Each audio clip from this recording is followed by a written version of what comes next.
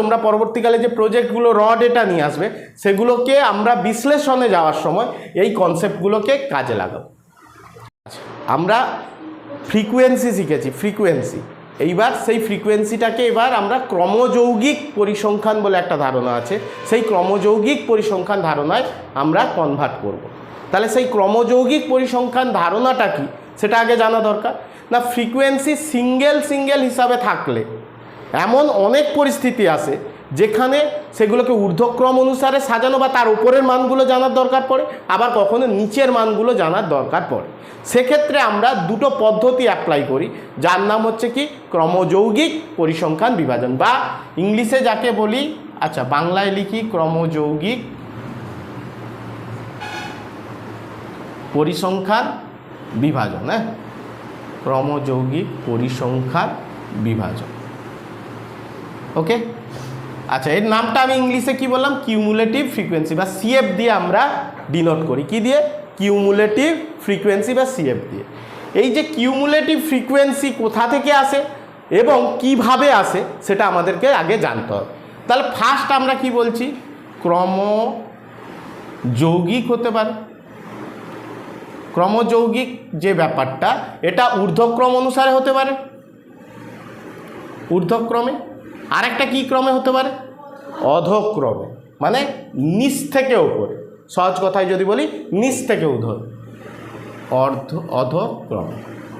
এইবার কথা হচ্ছে ঊর্ধ্বক্রম অধক্রম তো আমি বুঝবো, তার আগে আমাকে কয়েকটা ক্লাস বাউন্ডারি বানাতে হবে।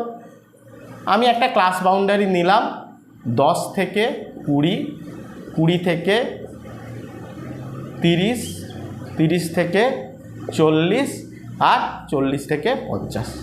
তাহলে এদের মধ্যে কি কোনো গ্যাপ আছে? নেই। আমি একটা গ্যাপ দিয়ে দেখাবো, একটা ক্লাস বাউন্ডারির সঙ্গে দেখাবো। এক্সাই দেখো, আমি যদি ক্লাস বাউন্ডারিটাকে ভেঙে দেই, মানে কন্টিনিউয়াস ভেরিয়েবলে নিয়ে আসি, তাহলে একটা ঘরের গ্যাপ হবে ফ্রিকোয়েন্সির সঙ্গে। আর প্রথম দেখাচ্ছি কোনো গ্যাপ ছাড়া কিভাবে আমরা সিএফ বের করব। তাহলে এই দিকে আমরা কি বসাবো না, ফ্রিকোয়েন্সি। ধরা যাক 10 থেকে 20 বছরের মধ্যে আমি 7টা ছেলে পেয়েছি। আবার 20 থেকে 30 বছরের মধ্যে আমি ধরো 6টা ছেলে পেয়েছি। 30 থেকে 40-এর মধ্যে ধরা যাক 8টা ছেলে পেয়েছি। 40 থেকে 50-এর মধ্যে ধরা যাক 10টা ছেলে পেয়েছি। এই হচ্ছে আমার ফ্রিকোয়েন্সি। মানে 10 থেকে, আমি যদি এটাকে বছর ভাবি, এক্সআইটাকে বছর ভাবি, তাহলে 10 থেকে 20 বছরের ছেলে পেয়েছি 7 জন, 20 থেকে 30 বছরের মধ্যে ছেলে পেয়েছি 6 জন, 30 থেকে 40-এর মধ্যে 8 জন, 40 থেকে 50-এর মধ্যে 10 জন। ওকে, তাহলে এইটাকে আমি যদি কিউমুলেটিভ ফ্রিকোয়েন্সিতে নিয়ে যাই, তাহলে প্রথম আমি কি বললাম, কি অনুসারে সাজাবো সেটাকে?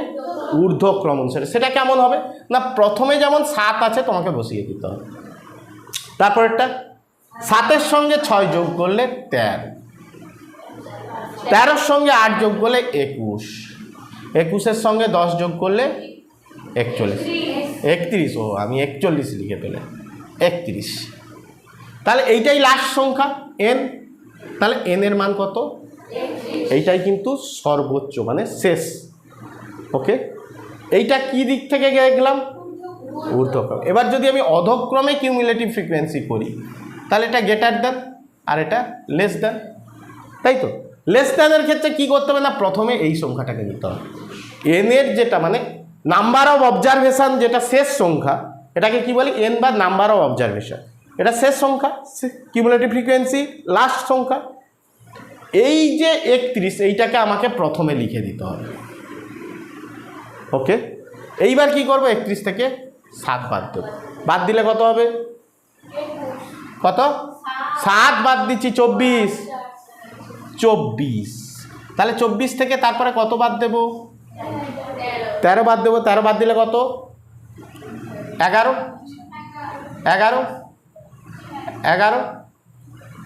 তাহলে এইবার দেখো আমরা অঙ্কটা কোথায় ভুল করেছি তোমরা বলো। হ্যাঁ, আমি ইচ্ছে করেই এই ভুলটা করে চলে যাচ্ছি, কারণ আমরা কখনো কিউমুলেটিভ ফ্রিকোয়েন্সি বিয়োগ করব না। তাহলে বিয়োগটা করব কোনটা? ফ্রিকোয়েন্সি। এই ভুলটা ধরানোর জন্য ইচ্ছে করে আমি করে যাচ্ছি, কারণ তুমি তো এটা থেকে এটা বিয়োগ করতে পারবে না। তাহলে আমাকে সবসময় দেখতে হবে ফ্রিকোয়েন্সির দিক।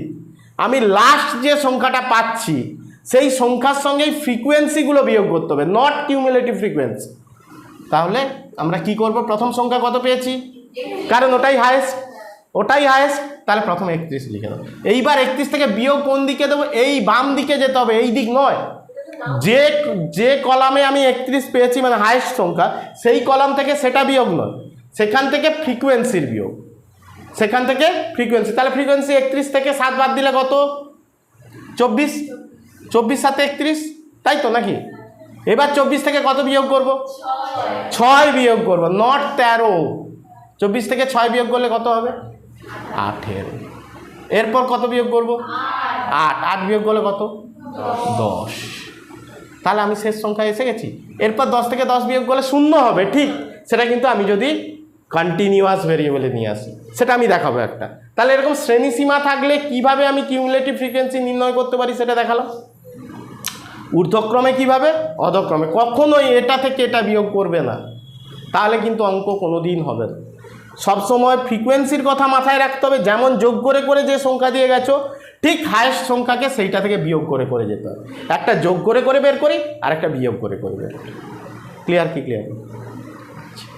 এইবার আমি একটা কন্টিনিউয়াস ভেরিয়েবল আর ডিসক্রিট ভেরিয়েবল দিয়ে দেখাই, তাহলে আরও ধারণা ক্লিয়ার হয়ে যাবে। প্রথম কি